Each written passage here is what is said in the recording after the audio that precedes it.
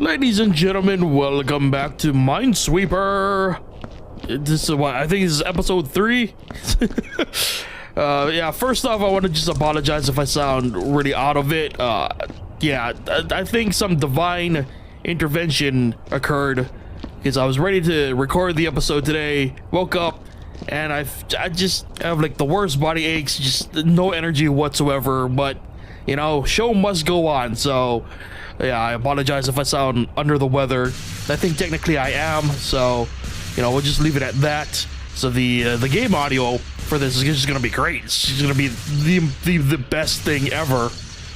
But anyway, before I actually get to the topic I wanted to discuss today, I just wanted to mention something that I just found out recently, like as of maybe yesterday, 2 days ago. I found out there are some people out there in the world. Maybe I was getting trolled. I don't know. But apparently there are some. God damn it! Yeah, I'm getting trolled in the game. That's for sure. Apparently there are some people out there who decide when they're eating cereal, they're going to put. Oh good, yes, just troll me 100% today. Why not? Why not? If I wanted to be trolled any day, today would be that day. But yeah, apparently there are people out there crazy enough who, when eating cereal, they put the milk in before the cereal. And you know what? No judgments here, but that just seems ridiculous to me. It's just, well, why would you do that? Like, the only scenario that I can assume that you would want to put the milk in before the cereal is if like your cereal to milk ratio, like you have very little milk left, you know, and you're like, okay, well, I don't want the cereal to milk ratio to be so vast that I end up eating like, you know, mostly dry cereal. I can understand that, but I like to assume that's not the case very often. Maybe I'm wrong. Maybe I just manage my milk better than a lot of other people. I don't know, but god damn it. God damn, I'm Jesus Christ. I lost my train of thought there. Right, something about cereal. God damn it. Why is this happening to me today, of all days? But yeah, like I was saying, I think I don't understand the logic of milk before cereal, because you know, usually you would gauge the amount of milk you would need for a nice bowl of cereal based on the amount of cereal that you put into said bowl. Otherwise, you risk finding yourself in a scenario where you would in fact need to then measure the amount of cereal you're going to have for that breakfast or whatever moment you feel the need to eat some cereal. I feel like, you know, you're really pigeonholing yourself based on previous mistakes that could be avoided if you just measure based on the amount of cereal you're putting into the bowl first, and then you can gauge, okay, I'm gonna need this amount of milk, and therefore my life will probably be a lot more simpler. Then again, that's my logic behind putting cereal first before the milk. So, you know, there's that. There's also some people out there crazy who will look at the remains after eating a bowl of cereal and be like, I'm not touching that because that's disgusting. Anybody out there who feels that way, I'm sorry, I just cannot see it your way at all. You just ate the cereal. What is the remaining debris from said cereal? How is that any different than to what you just ate, you know? But then again, you know, the world is full of interesting characters with interesting opinions and takes on things. You know, there's that whole thing about apparently like half the world Webster butt standing up, the other half, you know, Webster butt sitting down, and they are none the wiser as to why won't any of these butted hoes come on. So apparently you're either a sitter or a stander, and you don't know that the other exists. Or that was a whole thing. That was like a Reddit poll or something. That the other didn't. I'm rambling here, but yeah. Apparently the other didn't know the other existed. So that's basically what I was trying to get at there. Nonetheless, I think I should probably move on. We went from cereal to butt wiping to, yeah. This bullet hole is driving me nuts. Come on, dude. You serious? There we go. Okay. So anyway, I thought I would talk about something that I've talked about on a episode of the Tengu Drop Cleanup Cast, and that was ASMR. Because believe it or not, I'm still on the journey. Well, not as much as I was back then, but I'm still on a journey to discover whether or not maybe ASMR just does not click with me, or maybe I just haven't found the right sounds that appeal to I guess everyone's inner ASMR that may exist. ASMR. I don't know the proper terminology there. Well, what we refer to the people who experience the ASMR for themselves. You know, whatever it is, the person who experiences the tingles and the sensations from audio. There we go. Long form version. So back when I was trying to search for ASMR sounds that would probably be to my fancy, you know, back in the day it was like, you know, I could search like ASMR videos, and you know, I'd get maybe a guy stroking a canvas with a paintbrush.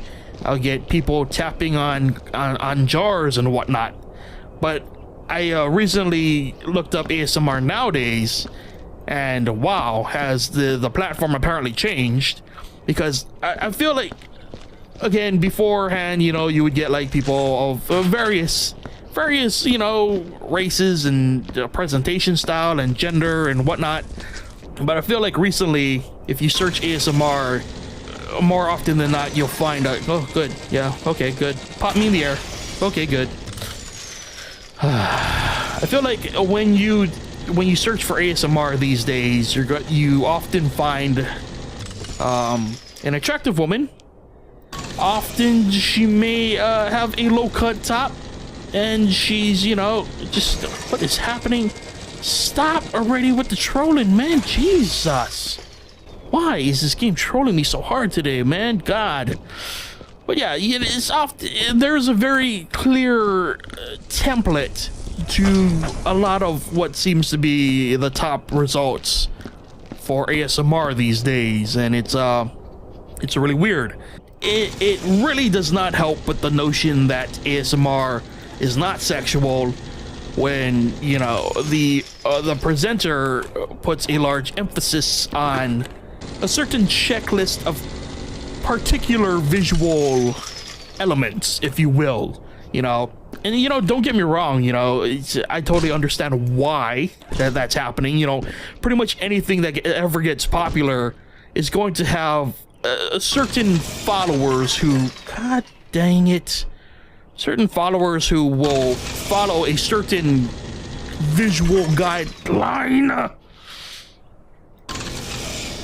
that appeals to a certain demographic, which is easily exploitable, if you will. And I can never really, you know, talk bad about that, because, you know, everyone's just trying to do the hustle and the bustle, and, you know, it works. For all intents and purposes, it works. So, you know, you can't really fault someone for doing the hustle. That's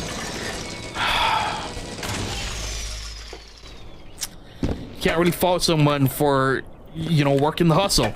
It is what it is. But admittedly, it makes it much more difficult to not only discover certain aspects of ASMR when there's such a huge focus on the visual aspect, and the certain nature of said aspects also makes it much more difficult to differentiate the exploitable aspects and elements versus the natural response that one would have to such a particular, you know, sensation that comes with, that may exist in preconceived notions. What I'm trying to say is that, considering that ASMR for me is weird when people talk in slightly hushed tones, which I often, unfortunately, feel is much more of a on the sexual nature side. That's my default response to having someone be whispering in my ear. So to have a visual aspect that to have a visual aspect that does nothing but exacerbate that notion in a very negative sort of connotation, in a way that maybe not negative is a bad way to put it, because that puts a, you know, that puts it in a negative light, obviously. But you know, to when it reinforces the wrong aspects of what you're trying to get out of the experience, it makes it much more difficult to you know, appreciate the finer aspects that other people have. Oh, Jesus, what is with this thing? Good Lord. I don't know what's happening today, but just everything is everything's breaking and trolling me. Good Lord. You know what it is. We're damn near close to cleaning this thing to completion. The game is like, no. But yeah, so that was my long way of saying that it's become increasingly difficult to find proper ASMR that isn't inspired by a certain template that apparently has become very popular within this certain niche, you know. And it's, you know, again, you know, can't fault people for working the hustle, but it just makes it much more difficult. You can't fault someone for taking advantage of, you know, God-given talents. You know, there are celebrities, general celebrities who, you know, don't necessarily have much in the way of talent, but, you know, they have a very marketable look. They have very marketable visual aspects that are appreciative and prove to be worth, you know, worth investing in. And what I'm trying to get at here is just, I'm very curious about how that life must be. You know, it's obviously a life where technically your talent there is one of, you know, taking care of yourself. You know, the visual aspects are what are important. Like that is basically your that is basically the talent you're selling, you know, versus someone who's like, say, a programmer or an artist who sells their talent based on you know, what they can produce. For people who are more invested in like say a model is probably what I should have gone with at the start. You know, a model's talent is basically to look good, you know. So I've always been curious about how that life must be. Like a stark comparison really is that, you know, my channel and everything that I've done. Ooh, are there bullet holes up there? I would say like 99.9% of it has never involved. Jeez, what is happening right now? Good, yeah, good. Error again. You know what? I'm gonna before I even try to finish a thought, I'm gonna set this up. I'm gonna get trolled as many times as needed just to get it working properly, and then I'll finish my thought. Good, now I can continue my thought. What was I saying? I don't even know. All right, yeah, so pretty much everything I've ever done has never required me to be an actual on-screen personality. You know, I've never been the face. I've had a voice, but I've always been, before YouTube, I've always been behind the scenes kind of guy, never really the focal point of any sort of media, you know, because, you know, anybody out there who watches my content or whatever for my voice, I would love to buy you a beer or at least a cookie, because I really don't like my voice, but, you know, it is what it is. I have enough self-confidence to say that I don't think I'm the ugliest person in the world, but, you know, I'm definitely no Brad Pitt. So, you know, I definitely know that. I definitely know that my place in the world is I will probably never be paid because of my looks, you know. So, you know, I'll probably never be a model. I can say that much. Like, I could look like a slob and still pretty much do my everyday job. And, you know, it is what it is. A model, on the other hand, has to look good almost all the time. Like, if you're in public, it's sort of a requirement, I guess, to keep up that reputation. And I'm assuming that the pressure to stay at a certain visual quality, a certain level of beauty. There we go. That's less of a geeky way to say that. To stay at a certain level of beauty must be very stressful as tongue-in-cheek as that statement could be. You know, I think I made a mistake here. I think that might be, yep. Did I at least get the bullet hole? I'm gonna assume I got the bullet hole. I don't know. Although I shouldn't be, I am surprised that the whole notion of, you know, sex sells is still a thing in modern day, because I feel like back in the day, like I'm talking back before the internet was what it was. Like I'm even talking before like 56K, because, you know, at least 56K was like internet on a moderately still disappointing but still working mainstream speed for internet. But before internet was really a thing, you know, unless you went out and got yourself a Playboy or something, you were really not exposed to anything sexual other than marketing, you know. But nowadays I feel like the access to adult material or things that could titillate, you know, if you will, is so much easier that I'm surprised that sex still sells. Of specifics, I guess, is the best way to say it. You know, like you could go online and see any porn star, for example, nude. To see certain people nude, I guess, is the more alluring factor, if you will. I'm just if you're wondering what I'm doing, by the way, I'm sniffing around just trying to make sure I got all the gore and blood and all the nastiness cleaned up. It requires me to watch this tracker.